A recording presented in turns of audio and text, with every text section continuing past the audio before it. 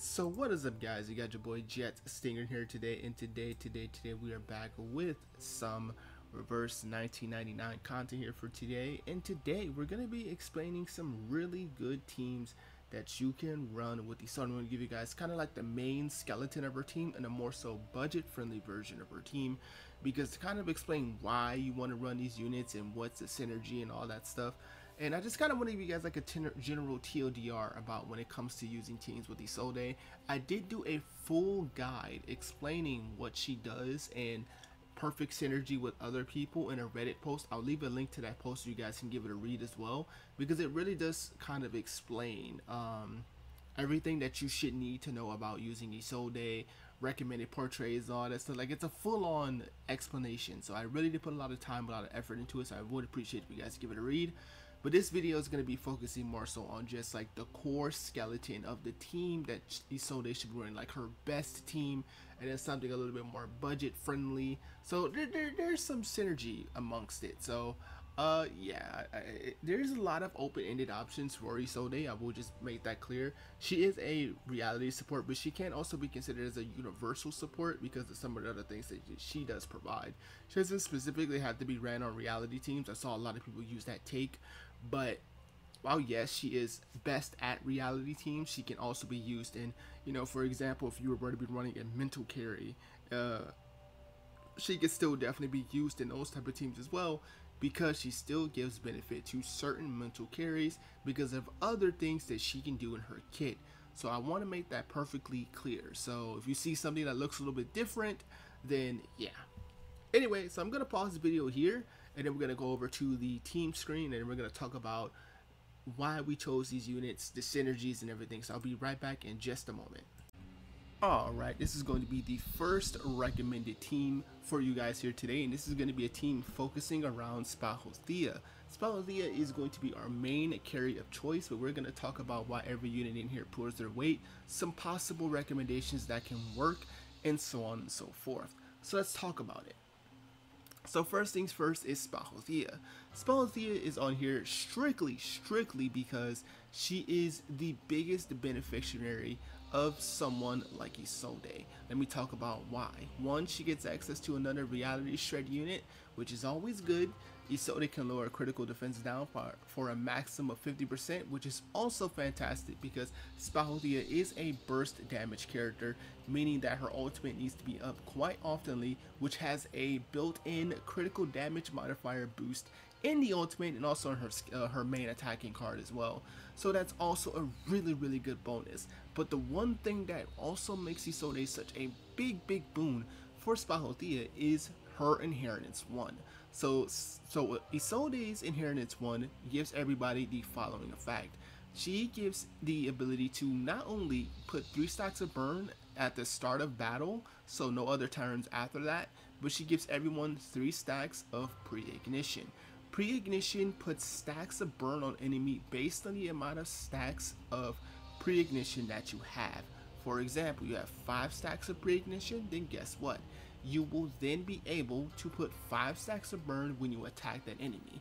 And pre-ignition does not have a set duration counter buff. So for example, you know how burns buffs last like 2-3 turns? You can stack up a lot of pre-ignition on certain characters and then just put the burns on them that way. But of course, you can just do it like that with other characters. Now, why does this matter so much with Spaha? Effectively, in 1 turn, you can get the 15 stacks. If you were to able to cast a 3-star copy of her buff card, that's 9 stacks of pre-ignition plus the 3 that you get. So that's 12 just out of the gate. Now, of course, 9 times out of 10, you're going to be here, which is still, that's 6 stacks right here. That's 9 stacks right here on the targeted enemy, which is absolutely huge. That is going to be able to really get Isolde accelerated into her interlude status and her finale status a lot quicker, because if you guys don't know how that works, is when every single turn, the turn ends on the highest burn enemy with no stacks, like that half stack effect when burn ticks. You know how burn works, where you have a set amount of stacks and you lose half of that. That gets converted into heat stacks for Isolde. So if the main targeted enemy loses 5 seconds of burn, that's 5 heat for Isolde, which she needs a maximum of 40 heat stacks to reach her finale status, but she only needs 15 to enter interlude, which with a team like this, you can really accelerate her overall ability to get into the heat status a lot more effectively and a lot more quickly. So that is the best thing right there, why I recommend it 110%. So the biggest thing here that I mentioned before is that with the inheritance one, Spaldia's biggest main drawback becomes basically non-existent.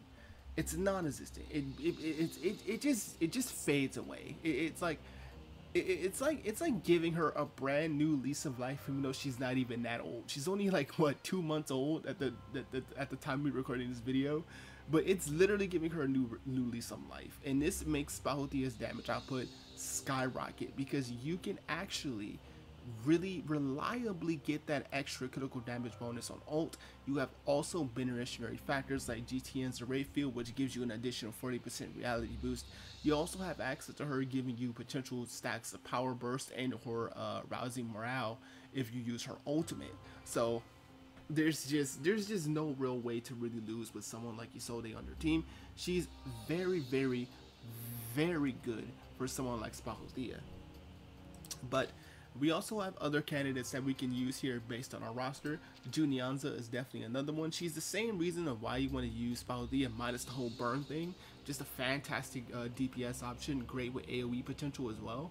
That's really just it. You can also say she has synergy with 37 too.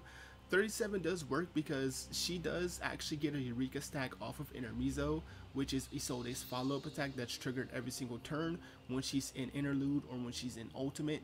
So that's a really good potential combination there that also can work out for you that way. Next up is going to be Jessica. Jessica also actually gets a pretty nice buff with her, and it's in the form of saying LOL GG's Sotheby. So let me talk to you why she actually gets Sotheby to the curve.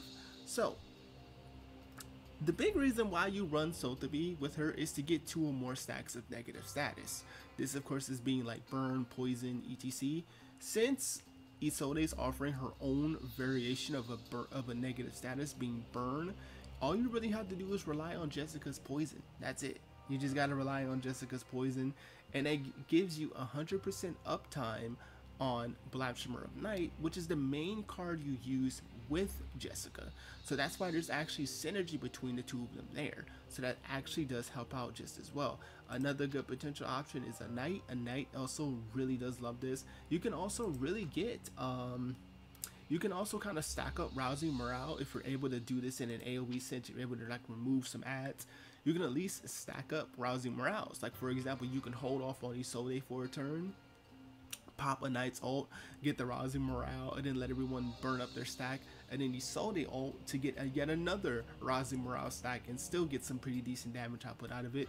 So there's that's a little bit of synergy there.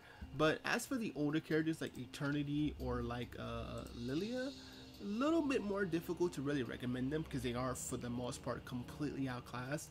I would say a Knight's really the only 1.0 legacy character that still kind of hangs in the balance of being like a decent one. There's of course others like Ali, but we're not really focusing on Ali in this video. But in terms of the legacy 6 stars, I think a Knight really is the only one that kind of has that glue that makes it really good for him to be like a potential carry. And there's that. So there's that. So that's just what that is. Anyway, we'll talk about Two Fairy. Two Fairy is here because not only is she the best healer in the game, but she of course has built-in synergy with being able to inflict confusion. Now, a lot of star characters can do this. Voyager can do this. There's a fair amount of characters that can inflict confusion as well. Now, this basically gives you 25% critical resist down. That is important because Isolde can debuff critical defense. So you're kind of seeing what the game plan here is. You can lower critical resist down with Two Fairy. You can get critical defense down, allowing your carry to hit harder. Since 9 times out of 10 when you're looking at the hard-end content like Raid, or you're looking things like and not even Limbo. I don't really consider Limbo as hard content, but maybe Raid. I think Raid is probably the peak hard content right now, or roguelike rather. You want to build your carries for crit. You do, because that gives them more damage, that allows them to hit more harder, and allows you to be able to achieve certain things much, much more easier. So that is why I do humbly think, in my honest of opinions, is running her with some form of critical resist down is also really good. Remember, Tooth Fairy can also inflict critical defense down with her Baby Tooth effect when she reaches 5 or more stacks of Baby Tooth, which is yet another reason that she can actually make this work just as fine. And then finally we have GTN. GTN is here because he is our reality debuff shredder of choice. Remember, since his is unique, it stacks on top of Isolde's regularly applied one, which gives you a maximum of 35% reality shred. You get 20% from her, which is 15 plus, I think it's 15% on base, but it goes up to 20 if the target is burned. Since she's already going to be putting burns on enemies on Inheritance 1, you're basically just going to get the 20. And then with his Stack of Bones debuff, that's an additional 15%, making it 35% reality shred, which is huge. But another really good reason you want to use GTN is going to be his ultimate. His ultimate gives you the effect of an array field. This is a new mechanic, but an array field is basically an effect that triggers without the form of a buff icon. This is just going to be a little thing that pops at like the top left of your screen and just says, okay, the field is active, and you get the bonuses from this field. And what this field does is every character gets 20% damage bonus, but if you're a reality DPS, then you get 40% boost. Now, given that basically almost everyone in this team is reality, Spaha, Isolde, and GTN, that's 40% boost. Tooth Fairy only gets 20, but again, you're not really using Tooth Fairy for damage, so that's non-factor at most. But that's really just the big thing there. Now, this stacks up really well with Intermezzo. If you guys don't know, Intermezzo on its own does not have all that impressive a modifier. It's 50% plus the amount of stacks of burn that the enemy has. So the first couple of turns, Intermezzo's not going to hit that hard. It's not, because you're still building turns of burn. Now, the reason why it gets to be better and better, because at maximum stacks of burn, remember, Intermezzo's pops. Intermezzo's modifier is considered at the highest stack before the burn cutoff. So if you have 30 stacks of burn, which is the cap for burn, it's going to be 350% as a modifier. Using GTN's array field, it becomes 390% for a burn. Using Isolde's unique cube, it makes it over 400% for a modifier, which is actually pretty darn strong. So that's what really makes it start to really amplify itself in damage. So it's really good there. Of course, you have other following factors that can also boost up, like Power Burst and the Rousing Morale effect that she can also grant too, which can also make it hit more harder, which is good. That's very good. But I will say this, Isolde gets huge benefit with running GTN. But if you don't own GTN, because I've seen a lot of people say that they were unfortunately unable to get him, or they just straight up skip GTN, then of course you can always go the standard option and go for 6. 6 still works just as well, because he has access to debuffs, which can also give critical defense down, which is important. No, not this one. You get the 20% reality shred, so you still have access to a shred. You get access to blind, which is good for Spaha. You get miss aim, which is the same when attacking modal, which is good for Isolde. So it's still going to be potential options there that can work with the team. But overall, I do think GTN is the more superior option when it comes to a team like this. So that's why I recommend there. Alright, next up is going to be our second team. Our second team is going to be focusing more so on mental carries. Now, I've said this before, but Isolde works on just about anything. She's not just for reality teams. She has things that offers to the team that still is worth using. And this is a bit of a more of a budget build, because, you know, not everybody's gonna have like the super tune units, you know what I mean? So this is more budget, using more older units. This is why Monali is here, because she's in patch 1.1. Yensei, because she was the 6-star, I mean she was the 5-star healer, and then Ulu, who actually has a bit of synergy, and she actually kind of changed my mind a little bit about her, because I was saying before in my tier list that she wasn't really that good for what she's trying to do, but this actually makes it a little bit better because of Isolde. So let's talk about it. So as I said before, you can build most of your carries into crit. There's a lot of units in the game that want this. Every carry that you can use, whether it be in some way, shape, or form, likes having crit. So you have Kala, you have Monalia, you have 37 technically too, when if you have it at P2, you know what I mean? Like, there's carries for them out there. Kala is the biggest benefit. She has a high critical technique, which makes it easier for her, but for the most part, you can use really any mental carry that you would have wanted here. Of course, this could be the Isolde slot, but we're going to be using Yensei as our healer. Yensei is effectively the second best healer in the game, which is kind of proven by everyone, but she also synergizes pretty well because she can give to up to 25% damage dealt up buff effect on her attack on a single target enemy. Not bad, that's something. And but for the most part, you're gonna use her for a big heal, which is very strong, also sturdiness, and you can also give it for the shield effect of flow. So there's that.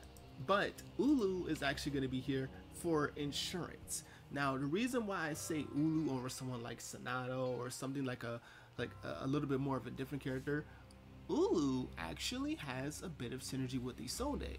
This is because of her inheritances. At inheritance 3, she also puts 3 stacks of burn at the start of the round. So guess what? On turn 1, that's 6 stacks of burn just out of the gate. And since Isolde is giving you 3 stacks of pre-ignition, if you even so much as use 1-star caster over a buff, that's a 4-stack burn, which makes it 10. That's 10 stacks already, just in one singular action, which is really good. But let's say you don't attack with no one, right? You're like, ah, man, I gotta set up my buffs, I gotta do this, I gotta do that, and I gotta do whatever. I can only do Ulu's 1 cast of this, whatever. Even though that's an impossible scenario, but the stack then turns down to 5. So when its stack goes down to 5, then guess what? With Ulu's insurance effect coming off of this, it goes back up to 8, which is way better, which means it gets easier, because that means then you can repeat the same process over and over again until you get the desired amount of stacks of burn. And also, if you have her at P5 like I do, then I do think you should actually consider getting her to the higher amount, which would be the 20% boost and 50% damage reduction. But the damage dealt up effect is actually going to be doubled, making it 40% damage dealt up. This is only at P5. If you're ever at P0 and below, or P4 and below, it would be 30% damage dealt up, which is not bad. That's higher than Sonato, I believe, so that's still pretty good for a potential option. So I mean, there's that. You can also combine her with her second life to kind of give her access like a little small heal, which I mean that's something. That's something. But yeah, that's kind of just the core concept of what I think these two teams are trying to do, is, you know, just really accelerate that burn to allow for Isolde to do what her job is, which is getting it to finale, start casting off very strong cast of Intermezzo and stuff like that. So that's gonna be it for this video. I hope you guys did enjoy, and I'll see you guys next time. Peace.